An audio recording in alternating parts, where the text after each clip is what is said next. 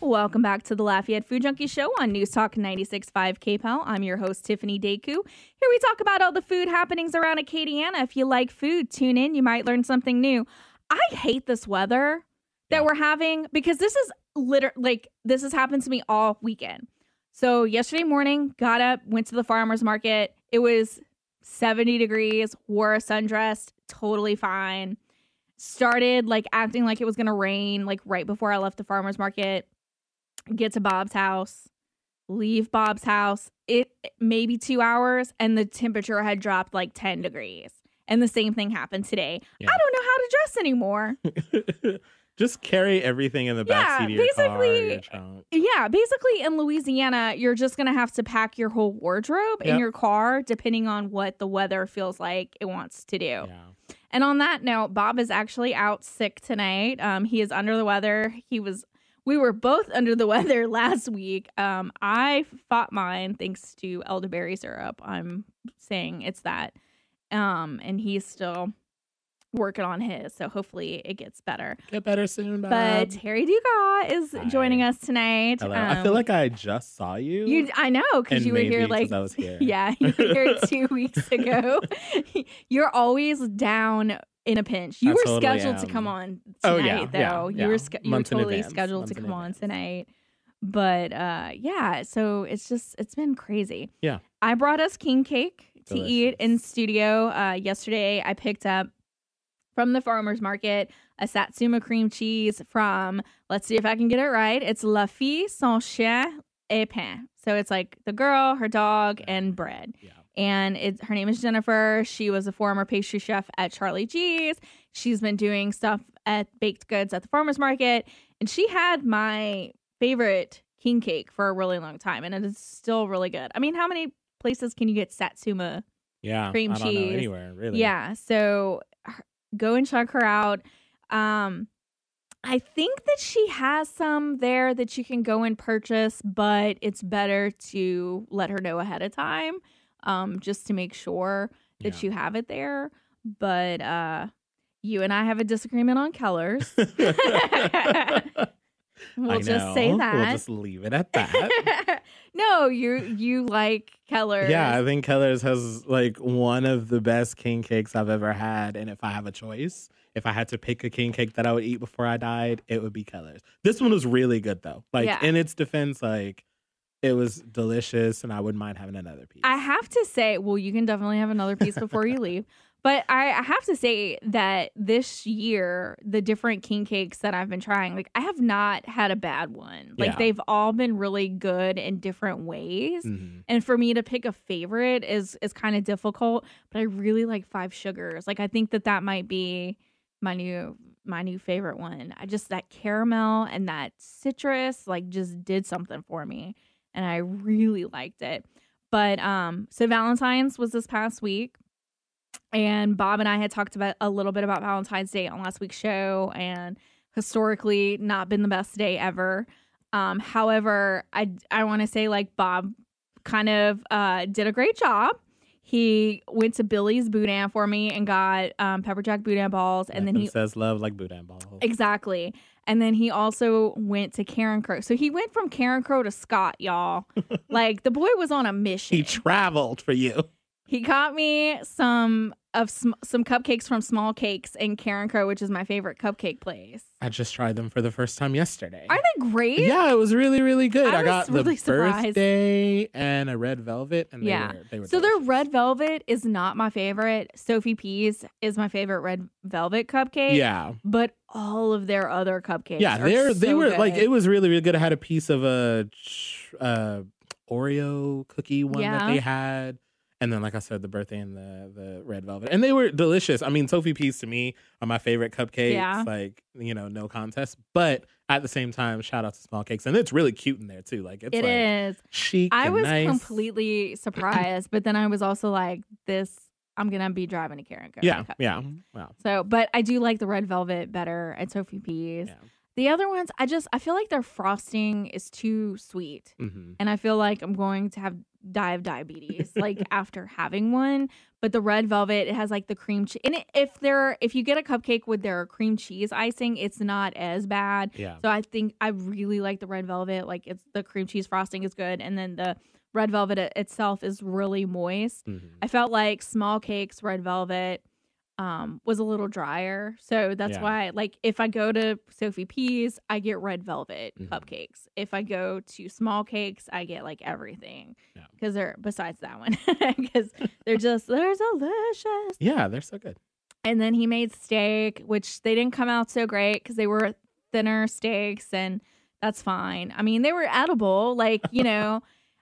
He cooked, and to me that was fine because he put like forth effort. Yeah. And then I got stuffed potatoes, the stuffed potatoes from Rouse's, which I had never gotten before, and they were really good. Yeah. And I'm really upset that I now know that they're this good because I feel like I'm going to be getting them all the time and eating stuffed potatoes. It's so funny. Like my brother lives in Dallas, he and his fiance, and when they come home, one of the things that they have to do before they leave is like go just to like the grocery store and go get, you know, all of these different things because in other grocery stores and other places, it's so true. It's not a thing. Yeah. I mean, like you can get prepared food, you know, and stuff like that. But like kind of this idea of like having all of these things that you take home and then have them be like seasoned and delicious, not just like here's a potato that we cut in half and like stuffed, you know, some cream cheese in and hope for the best kind of thing. When my dad comes to Louisiana, specifically like Lafayette, he always goes to Best Stop and stocks up on sausage because sausage is something like you can't get everywhere. Yeah. And he'll also get the seasoning while he's there. I think he's had roux now, like they can order online. So he'll normally like order roux. But he like they stock up for all that. And it's stuff that you kind of take for granted, I guess. No, yeah. Like I said, my brother, his Yeti cooler is like packed to the brim. He's like having to like pull all the specialty meats. You know, because he's just, and then like we went up, I mean, we were in Dallas whenever I was on the show last week. I just got back and it was the same thing. Like before we left, he was like, Mom, like, can you bring all of this stuff? So my mom spent all morning like going around trying to get all this stuff to bring to him. It's ridiculous. Man.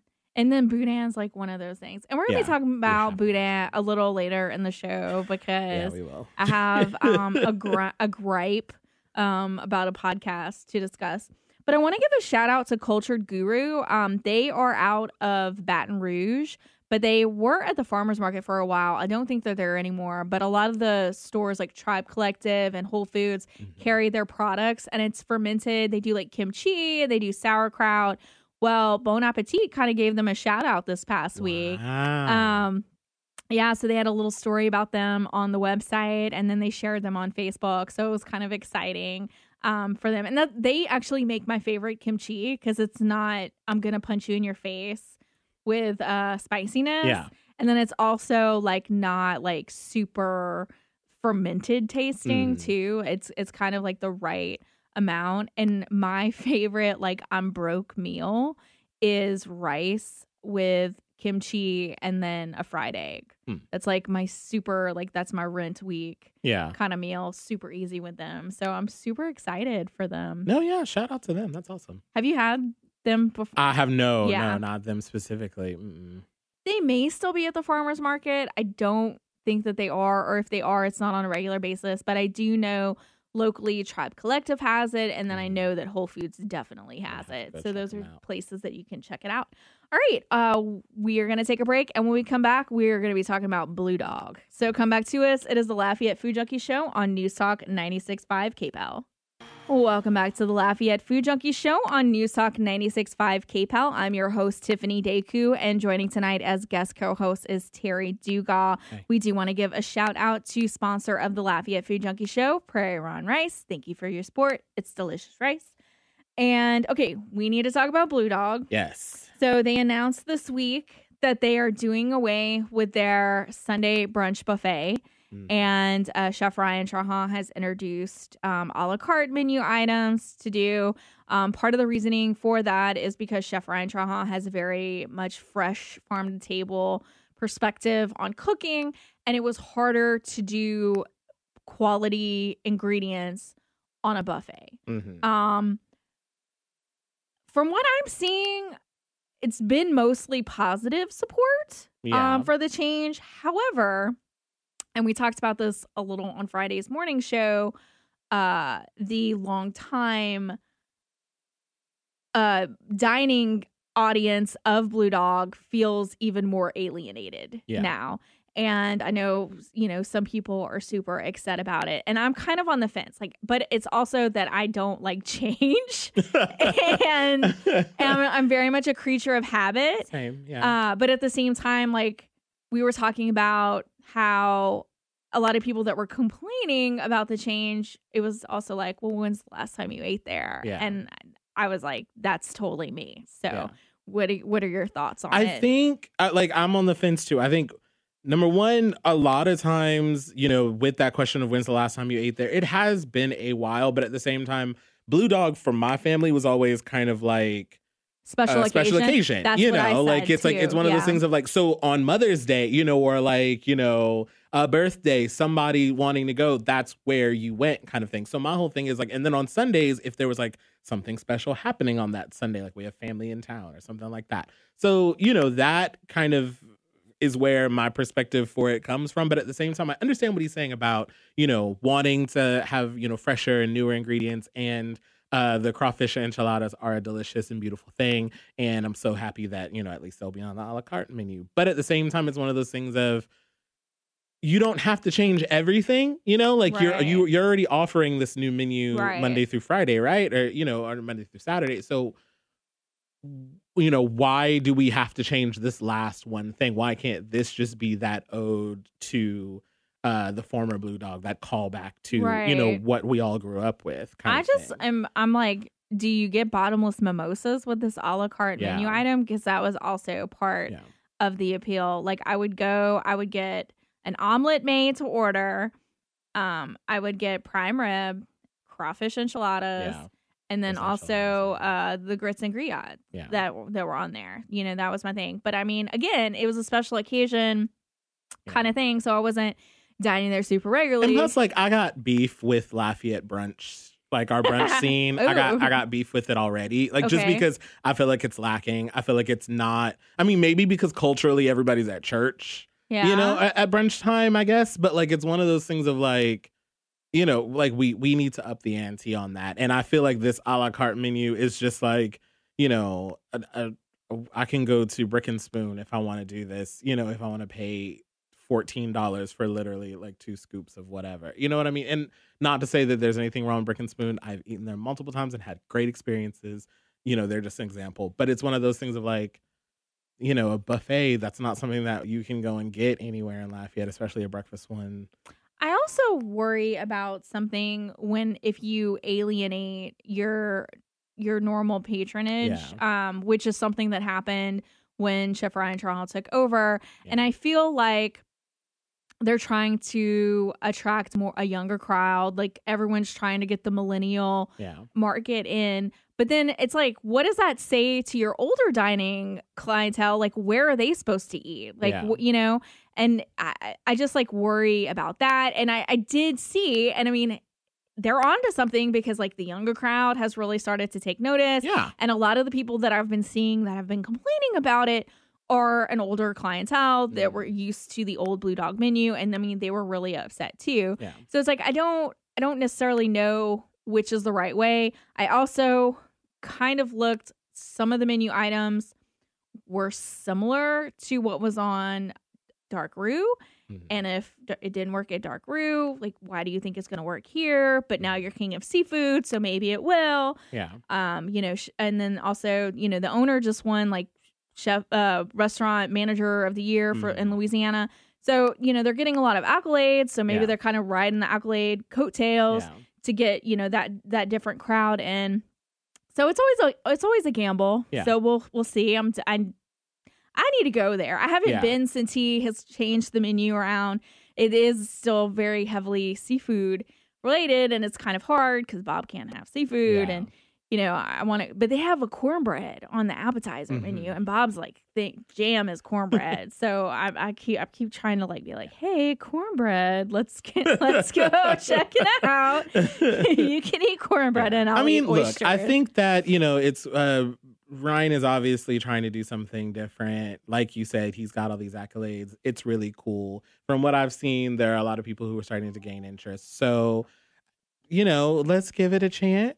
Let's be open-minded and see what happens. And I will say that they posted on Instagram, there was still because that's the whole thing. Like, you'd go on Sundays and thered be a line waiting. Yeah. There was a line waiting this morning too. Yeah. So maybe it's not going to hurt them at all. And maybe it'll actually bring people in. I mean, they had filed for bankruptcy. Yeah. So, they're trying to revive, whenever I saw that, it was changing, I just was like, as long as the crawfish enchiladas are still I know a lot of people were upset about that. Rob Krabatrick was talking about the crab cakes. Yeah, as long as these things are still available to me, I am fine. You're all right. I was ready to rage if the enchiladas weren't there. But yeah. I went to, so Bob and I have been doing this thing on Sundays where when the Sundays that he doesn't have his son, we will go and eat brunch somewhere. And then the Sundays that he has a son, we go get donuts and kolache somewhere.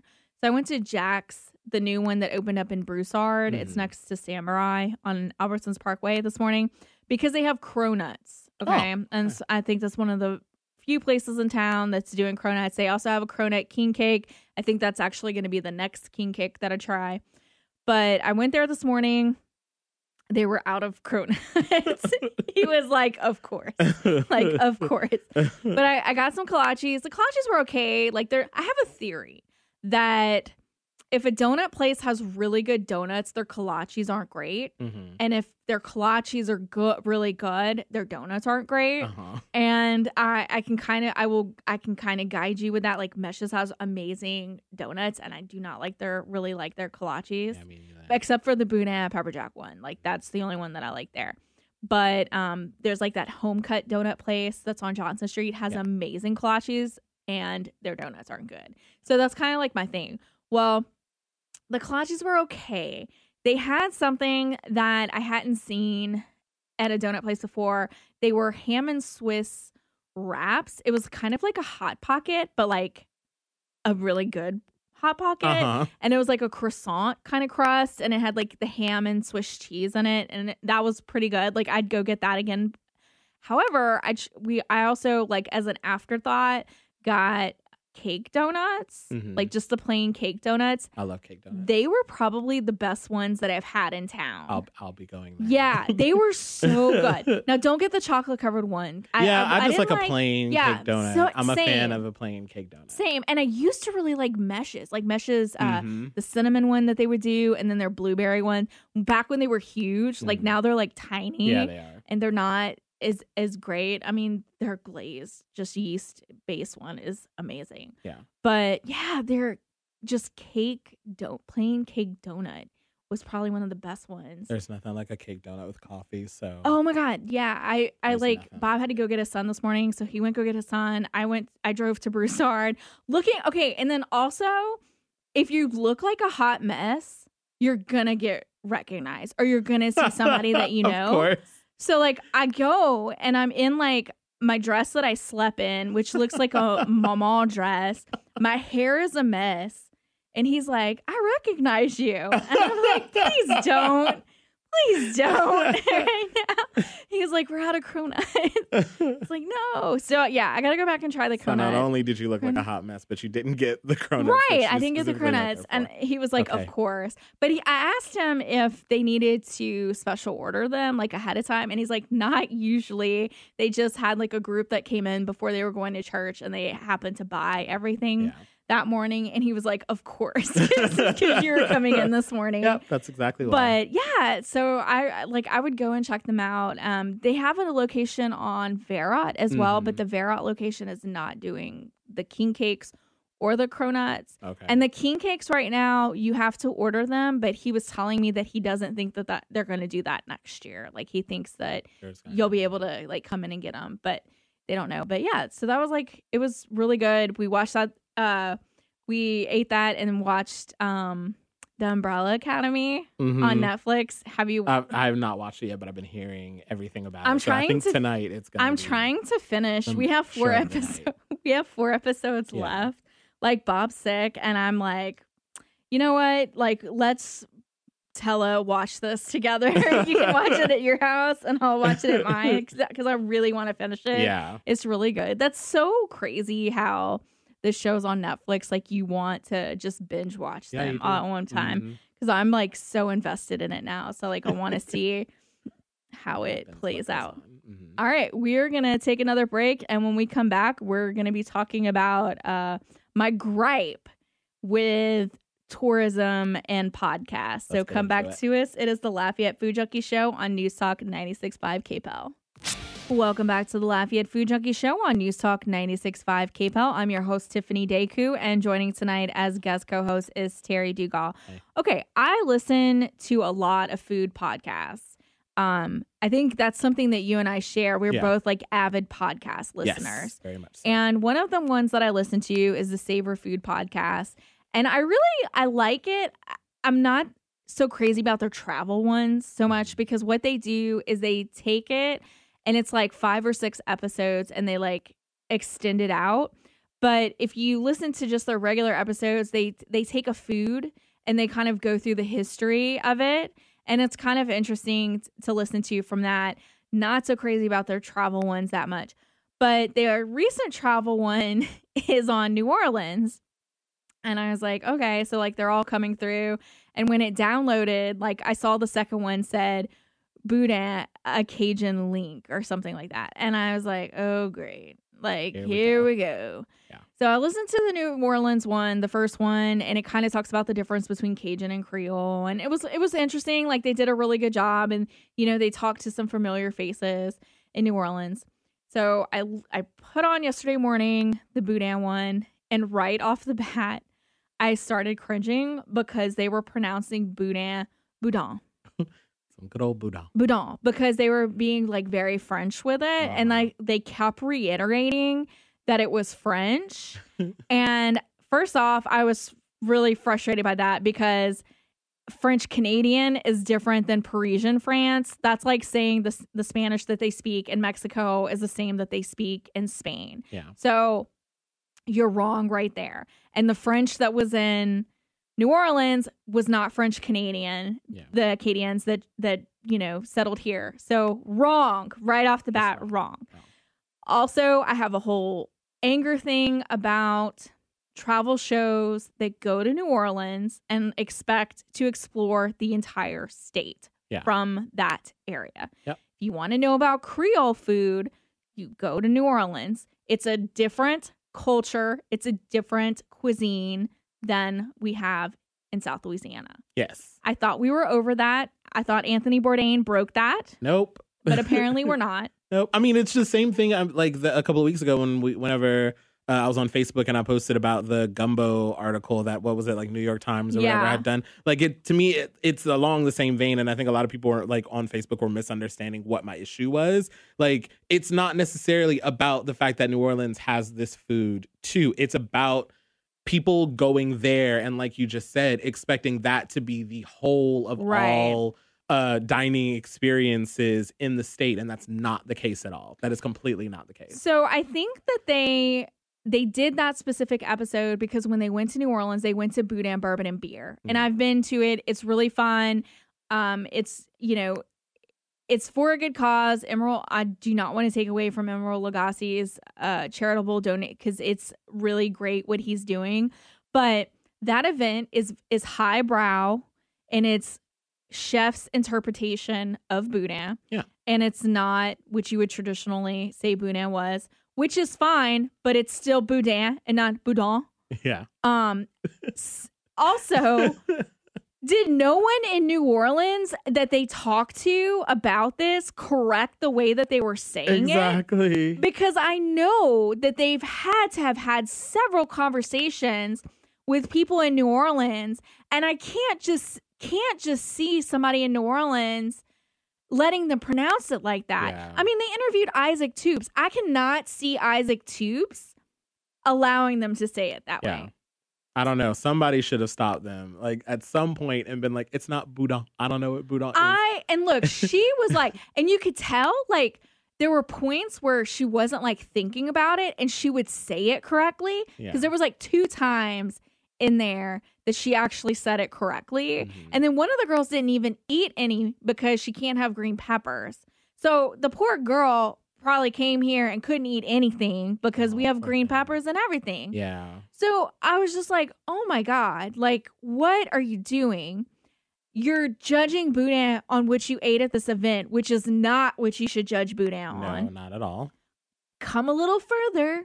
You could have even went to Thibodeau. Yeah. It's not that far, you know? And so I just got so aggravated by that. And I was like, you know, come here. You can eat some boudin. We'll teach you how to say it. She mispronounced broussard too. She said it very like French as well. Of course, Lafayette was misspelled. Again, real French. You know, you can always tell when someone isn't from here. Yeah. And like that used to be like my big thing. Like whenever Lafayette would be on like something national, mm-hmm. and it would be like a laugh moment when they would go Lafayette. Yep. You know, and Samantha Brown said it like that too. Yeah, she did. She just had a recent one. But oh man, it's like Lafayette. They did do a good job because they did talk about Scott in there. You know, they mentioned Broussard, they mentioned Lafayette, they mentioned the Boudin cook-off, they mentioned the Boudin festival, they even mentioned boudinlink.com, mm-hmm. and had mentioned how like Bob Carricker is like the Boudin godfather, and then was like Boudin. And I'm like, did they have a conversation with him, and did he let them say it like this? Yeah, I don't know. There was who dropped the ball? Yeah, who dropped the ball? Who allowed them? Not to mention, I can't wait to listen to for episodes further down the line and see if people corrected them. Yeah. Because I can't be the only person living in South Louisiana who listened to this podcast and got upset at how they were saying it. Yeah. So I'm just saying, like, Lafayette Travel, I'm sure, would put you guys up. You could come here, but maybe not because one of your people can't eat green peppers. Yeah. And like, yikes! What a life. I'm eat sorry, some girl. food. We can teach you how to say things correctly, and just wow. Yeah. Wow. I really thought since Anthony Bourdain came here, like, and I'm not talking about the recent one. Like, I'm talking about the one from like 2014, like when he originally came. Yeah. Like, I really thought from that point that we were like past all this, and people, like, if they were doing travel shows, they were gonna come here and do it, and, you know, actually like talk to the people here, kind of thing. Because I mean, in New Orleans, like, for traditional boudin, I would say probably Isaac Toups is doing it at Toups Eatery, and then Cochon Butcher. You know, they would have traditional style boudin, but I mean, come on, like, you can throw a rock here and like you can get boudin anywhere here. Literally, like, come anywhere. to the land of boudin. Yeah. Don't go be a tourist trap boudin, which is what they have in New Orleans. God, it just, oh man. I like tagged them in a bunch of stuff on social media too. I was so angry about it yesterday morning. Fired up.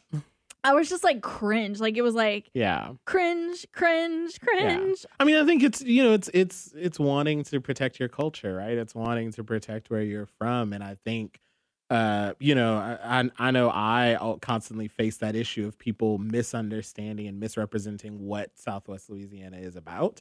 And I think a lot of times, you know, I mean, you and I have had a conversation on this show about this, about people thinking the only place in the state is New Orleans, and then the rest of us are living in, like, you know, cabins somewhere in a swamp, like, you know, riding our pirogues to, you know, school and work. Chasing like, biscuits. Exactly. You know, like, or riding like alligator somewhere. I don't know. Like, you know, people have these ideas. So I think it's really, you know, and I, like you said, Anthony Bourdain came down. Samantha Brown was just here, the travel host. Andrew Zimmerman like, he's come. You know, so I think it's slowly happening, and there are people who are starting to realize that we're here and that, like, there's an entirely different culture here as opposed to the city. But, like hopefully more people, and maybe you never know, this could be the episode, the rant that sparks. Man, I really hope they get a ton of angry emails. Like that's all I'm saying. Like I really hope that other people besides me heard this, even in New Orleans. I'm like, who let them say it like this? My only guess is she must have not have like vocalized the word boudin while she was like messing with it. She should have been like, even at one point says, not to be confused with boudin, the restaurant, which it is pronounced that way. That restaurant is how that is said because it is French and it is that restaurant. It's this Cajun French. It is boudin. Like, oh my goodness. Like, I was like, what did you do? And then I felt like a lot of it was just like internet searches. Mm-hmm. So like, she may have not even talked to CajunLink.com. Yeah. Like, she may have just like Googled. I mean, my whole thing is like, did you not, girl, open up a YouTube video, listen to somebody pronounce it. I don't know.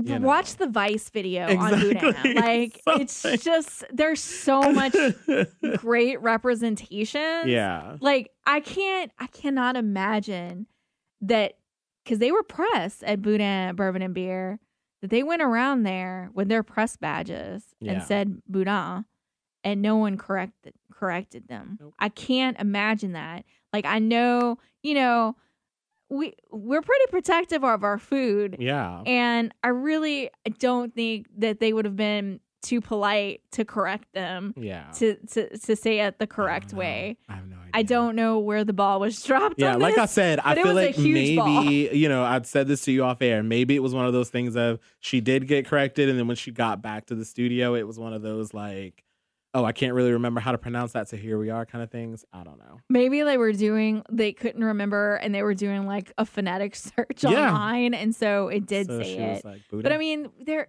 was like so many different resources Boudin. That she could have it. And then I couldn't sleep last night because I was like trying to remember how she said it. And I was like, Bob, I'm going to get he's like, no. I was like, I'm going to get it so we can hear how she said it. So this morning I played it for him again because I was like, no, I have to remember how she said it. Yeah.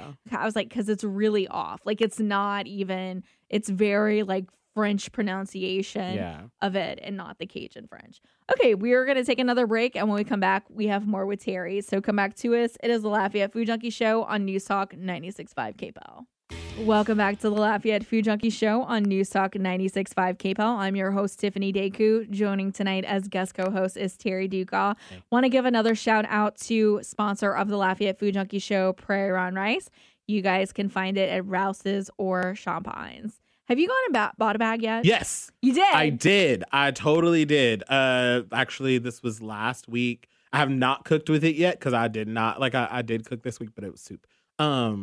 So I'm going to cook with it tonight for the first time because, like I told you off air, I'm making rice. So I will report back. Yes, but I'm really excited. I'm very excited. I forgot to give a shout out to, I got Bob for Valentine's Day these sugar cookies that were horror decorated. Like, one of them had Freddy Krueger, and then one of them had Jason Voorhees, and then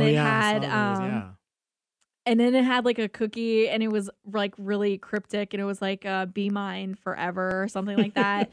But Qualls Hall Sweets and Treats did the cookies for me, and she does really, like, go find her on Instagram. She does really great. Yeah, the cookies look amazing. And they taste good too. Yeah. She was like, make sure Bob lets you taste one of these.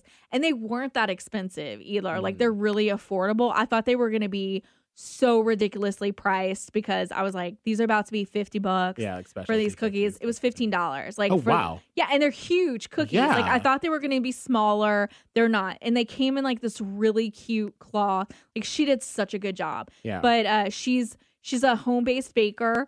But does she do farmers market too? No, she doesn't. Not at this point. She's been getting so much business from just word of mouth on social media.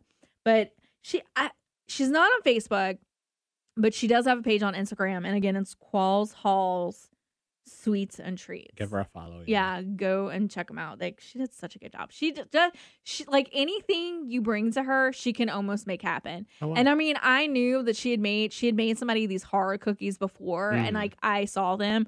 So I was like, hey, could you do like horror themed, like heart-shaped horror themed ones with like a really cryptic? And she was like, yeah, absolutely. So anything you throw at her, she can kind of come to terms with. Well. Also, 114 Bagel Company. If you guys have not checked them out, oh my God, I'm so obsessed with these bagels. I need to try them. I went yesterday morning. And they freeze well. So like if you don't freeze them, you have to eat them in like 2 days, or they start to like not taste as good. But oh man, they're just so good. I got the not so kosher, and it was it's like a bacon, lettuce, and tomato, and I added an egg to it. Oh wow. And I was like carrying it around the market with me. And so to get all my stuff, and I brought it back to Bob's house, and I had it had mayo on it. I had like mayo and egg all over my face. Bob was like, I was like, I know. I was like, I'm not. I'm having an experience. Yeah, right I'm not wiping my face until I'm finished with this bagel. But everything bagels are everything to me. Like, they're so good.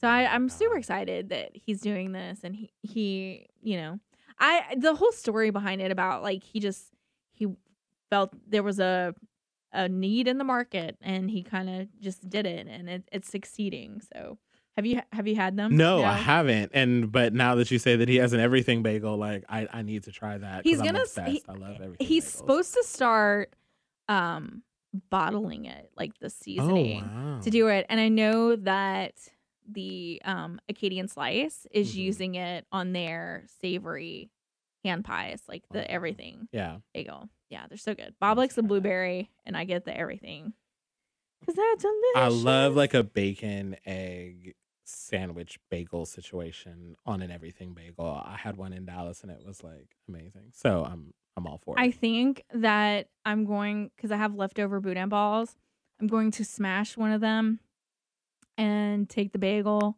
and make a bagel sandwich with the boudin ball, cheese, and a fried egg. Yeah. And it's going to be... Sign me up. Sign me up for that. It's going to be a moment. Wait, speaking of fried eggs, really quickly, there's, what is it called? Cafe 3... Oh, it's like on the bayou? No, not on the bayou. Right here on Dulles, off of Dulles. I know what you're talking about. I cannot remember the name right now, and I feel so bad. But they have a breakfast wrap that has a fried egg on it, and it's just like you like pick like what meat and everything you want on it.